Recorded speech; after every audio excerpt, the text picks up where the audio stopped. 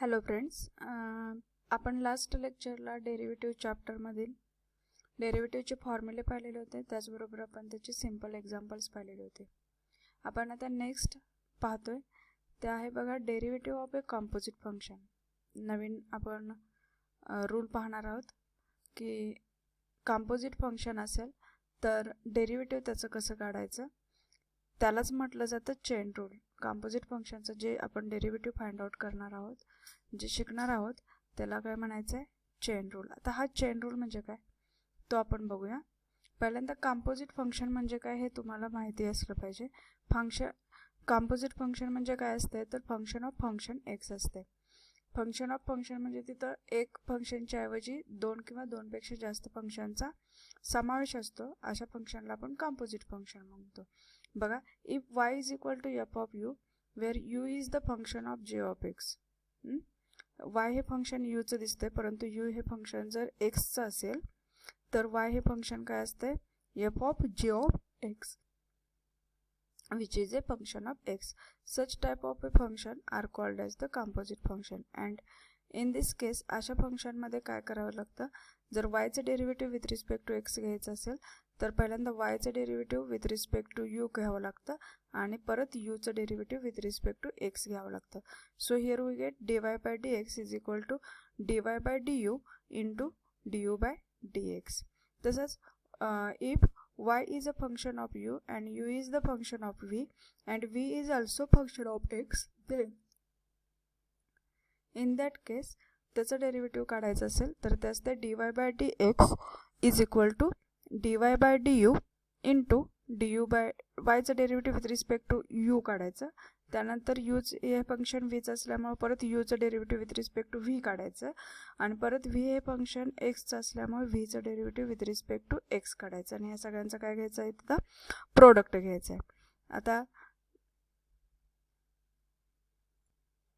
आता हे जे इक्वेशन 1 आणि 2 जे मिळालेलं आहे, हे इक्वेशन 1 आणि 2ला काय म्हटलं जातं, चेन रूल म्हटलं जातं. कारण यामध्ये फक्त एका फंक्शनचं डेरिव्हेटिव्ह काढलं जात नाही, तर त्यामध्ये दोन किंवा दोनपेक्षा जास्त असलेल्या फंक्शनचं डेरिव्हेटिव्ह काढलं जातं. मग दोनपेक्षा जास्त असलेल्या फंक्शनचं जर डेरिव्हेटिव्ह काढत असेल तर त्याला काय म्हणायचं आहे, चेन रूल आहे. आता आपण बघूया त्याची लिस्ट बघूया, लिस्ट ऑफ कॉम्पोजिट फंक्शन्स. बघा, तुम्ही आता डेरिव्हेटिव्हचे फॉर्म्युले पाठ केलेले आहेत, त्यामुळे सिंपल आपण एक्स हा व्हेरिएबल घेऊन म्हणजे फंक्शन आपलं एफ ऑफ एक्स न घेता एक्स असेल, एक्स हे फंक्शन घेऊन आपण त्याचे फॉर्म्युले पाठ केलेले होते. आता तुम्हाला एक्सच्या ऐवजी फंक्शन एफ ऑफ एक्स असेल तर त्याचं डेरिव्हेटिव्ह कसं काढायचं त्याचे फॉर्म्युले आपण बघूया. आता इथे एफ ऑफ एक्स न घेता तुम्ही जे पाठ केलेले आहेत ते फॉर्म्युले आठवा. एफ ऑफ एक्सच्या ऐवजी जर इथे एक्स घेतलं तर d by D x of x raise to n. Derivative of x raise to n तुम्हाला माहीत आहे काय आहे, n into x raise to n minus n into x raise to n minus 1. आता काय होईल मग इथं, त्याचनुसार आपण इथंही डेरिव्हेटिव्ह घ्यायचं आहे. फक्त एक्सच्या ऐवजी काय लिहायचं आहे, एफ ऑफ एक्स. मग आता इथं ते काय लिहू शकतो आपण, n into f of x raise to n minus 1 into काय असणार आहे, derivative of F of x. फक्त ॲडिशनल काय करायचं आहे, तिथं एक्सच्या ऐवजी त्या फंक्शनच्या डेरिव्हेटिव्हनं मल्टिप्लाय करायचं आहे. कारण की पहिले जे आपण पाठ केलेलं तिथं जर ह्याच पद्धतीनं जर मल्टिप्लाय केलं तर इथं काय येणार, d by D x of x येणार आणि त्याचं डेरिव्हेटिव्ह 1. म्हणजे तिथं एक्स असल्यामुळे एक्सचं डेरिव्हेटिव्ह हे ऑलवेज 1 असल्यामुळे आपण ते लिहिलं नाही. आता एक्स सोडून दुसरं फंक्शन असेल तर काय करायचं आहे, त्या फंक्शनच्या डेरिव्हेटिव्हनं नेहमी मल्टिप्लाय करायचं आणि जे तुम्ही पहिले फॉर्म्युले पाठ केलेस त्याच पद्धतीनं त्याचं ॲन्सर लिहायचं आहे. आता दुसरं आहे बघा formula, derivative of root of F of x. आता रूट एक्सचं डेरिव्हेटिव्ह तुम्हाला माहीत आहे काय आहे, 1/2 रूट एक्स. त्यानुसार ॲन्सर लिहा, 1/2 एक्सच्या ऐवजी काय लिहायचं, फक्त एफ ऑफ एक्स आणि फक्त ॲडिशनल काय असणार आहे, into D by D x of F of X. Root F of X न लिहिता फक्त काय डेरिव्हेटिव्ह ऑफ एफ ऑफ एक्सनं मल्टिप्लाय करायचं. नेक्स्ट आहे बघा D by D x of 1/f of X. तर 1/xचं डेरिव्हेटिव्ह माहीत आहे काय, -1/x². त्यानुसार लिहा -1 जे काय तुमचं फंक्शन दिलं असेल ते, tan x देऊ द्या, ax + b देऊ द्या, 2x + 5 देऊ द्या, जे काय असेल एफ ऑफ एक्स ते आहे तसंच लिहायचं आणि त्याचा स्क्वेअर लिहायचा into D by D x of काय लिहिणार एफ ऑफ एक्स. त्यानंतर नेक्स्ट फंक्शन आहे बघा formula d by D x of e raise to f of x. E raise to f of एक्सचं डेरिव्हेटिव्ह काय असणार आहे e raise to f of x into फक्त काय येणार आहे d by D x of F of x. Next आहे बघा derivative d by D x of log of F of x. Log एक्सचं डेरिव्हेटिव्ह माहिती आहे 1/x. त्यानुसार लिहा 1/x ऐवजी काय लिहिणार आहे एफ ऑफ एक्स इंटू काय लिहिणार derivative of F of x. Next आहे बघा D by D x of a raise to f of x. A raise to f of एक्सचं derivative a raise to x into log a असते. त्यानुसार काय लिहिणार ए raise to एक्सच्या ऐवजी काय तिथं आहे f of x into log a. आता एक्सच्या ऐवजी एफ ऑफ एक्स आहे म्हणून काय करणार इंटू डेरिव्हेटिव्ह ऑफ काय लिहिणार एफ ऑफ एक्सनं मल्टिप्लाय करणार. नेक्स्ट आहे बघा D by D x of sine of F of x. आता ही जी आहेत ते परत ट्रिग्नोमेट्रीचे झाले बघा sine x cos x tan x cot x sec x आणि कोसेक एक्स. तुम्हाला माहिती आहे ती कशी लिहायची plus minus plus minus plus minus. आणि साइन एक्सचा डेरिव्हेटिव्ह काय असते कॉस तसंच लिहा cos f of x into काय लिहिणार आहे फक्त derivative of F of x. कॉसचा derivative minus sine f of x into derivative of F of x. टॅनचा derivative sec square f of x into derivative of F of x. कॉटचं derivative minus cosec square into f of x cosec square of F of x into derivative of F of x. त्यानंतर आहे sec of F of x. Sec एक्सचं derivative काय असते sec x into tan x. So इथं काय येणार sec एक्सच्या ऐवजी f of x into tan f of x into derivative of काय असणार आहे एफ ऑफ एक्स. त्यानंतर आहे बघा cosec of F of x. आता कोसेकसाठी काय असतोय formula minus cosec x into cot x. फक्त एक्सच्या ऐवजी काय लिहिणार इथं f of x minus cosec of F of x into cot of F of x into derivative of F of x. त्यानंतर sine inverse cos inverse tan inverse cot inverse लिहून घ्या. त्यानंतर सेक इनवर्स आणि cosec inverse असणार आहे. आता त्यामध्ये तुम्हाला माहिती आहे साइन इनवर्स परत आहे तसेच साइन द्या प्लस मायनस. इथं पहिले दोन फॉर्म्युले सेम त्यानंतरचे दोन सेम त्यानंतरचे दोन सेम असतात. हे तुम्हाला माहिती आहे फक्त एक पॉझिटिव्ह असतो एक निगेटिव्ह असतो. साइन इनवर्ससाठी काय असतोय तर 1/√1 मायनस एक्स स्क्वेअर. आता एक्स स्क्वेअरच्या ऐवजी काय लिहिणार एफ ऑफ एक्स स्क्वेअर लिहिणार आणि फक्त ॲडिशनल काय असणार आहे into derivative of F of एक्सच्या डेरिव्हेटिव्हला मल्टिप्लाय करायचं. त्यानंतर कॉस इनवर्स एक्सचं साइन इनवर्स सेम आहे तसंच डेरिव्हेटिव्ह फक्त त्याला मायनस आहे. त्यानंतर tan inverse x 1/1 plus x square असते. त्याऐवजी काय लिहिणार 1/1 plus f of x square into derivative of F of x. Cot इनवर्सला सेम टॅन इनवर्सचा फॉर्म्युला फक्त मायनस आहे.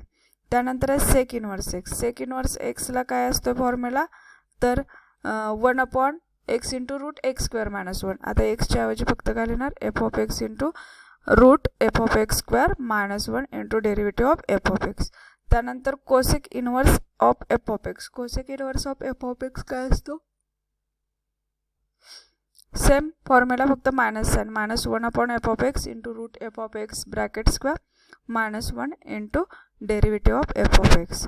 बघा जे तुम्ही फॉर्म्युले पहिले पाठ केलेले आहेत तसेच आहेत हे फॉर्म्युले फक्त तुम्हाला आता एक्सच्या ऐवजी काय तिथं विचारलं जाईल एफ ऑफ एक्स दिलं जाईल. आता आपण एक्झाम्पल्स पाहूया म्हणजे तुमच्या लक्षात येईल.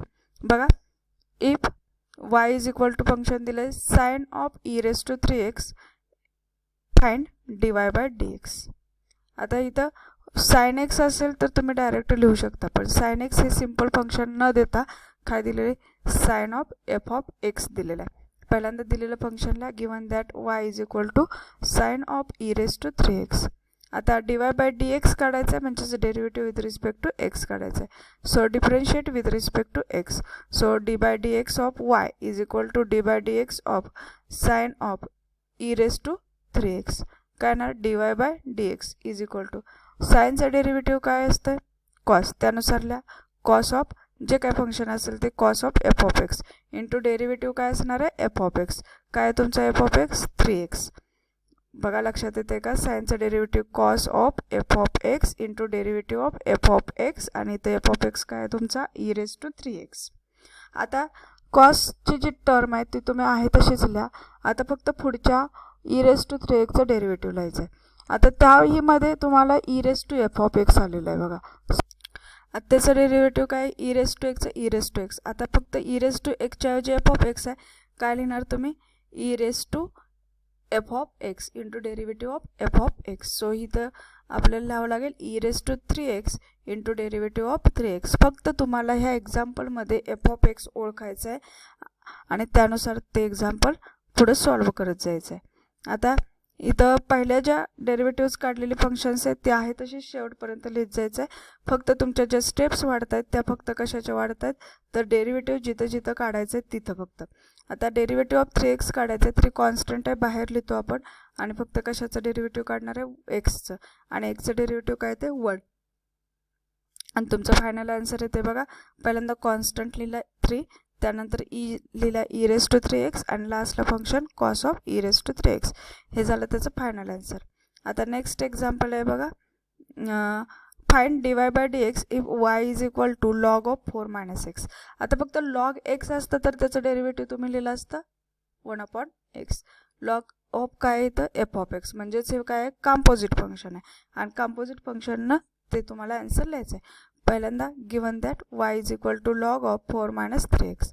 So differentiate with respect to x we get d/dx of y is equal to d/dx of log of f(x). log of f(x) derivative 1/f(x) into derivative of f(x). f(x) काय आहे तुमचा 4 - 3x. लिहा 1/f(x) into derivative of f(x).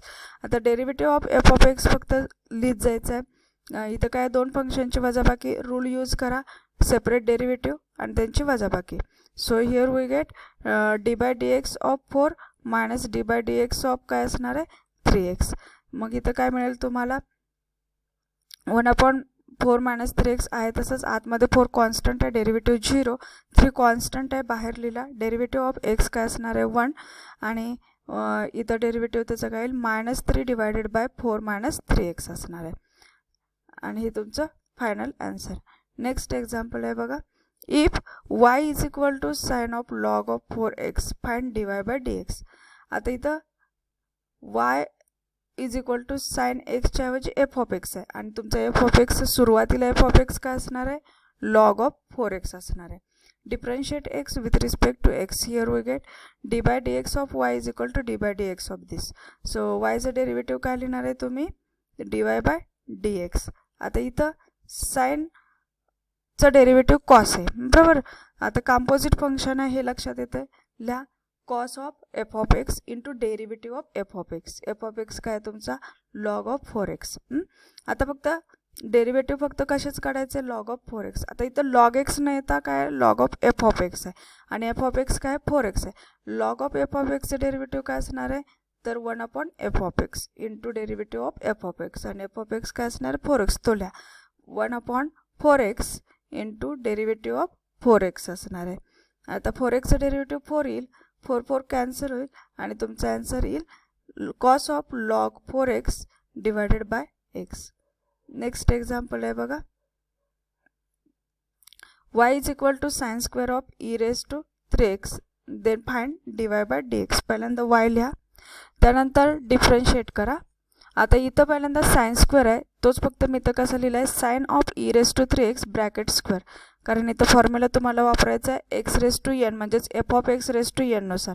आता f(x) नुसार काय असतं n into f(x) into derivative of f(x) आणि f(x) तुमचा काय आहे साइन ऑफ e⁻3x. लिहा 2 into f(x) 1 into derivative of f(x). आता परत साइनचा derivative cos of f(x) into derivative of f(x).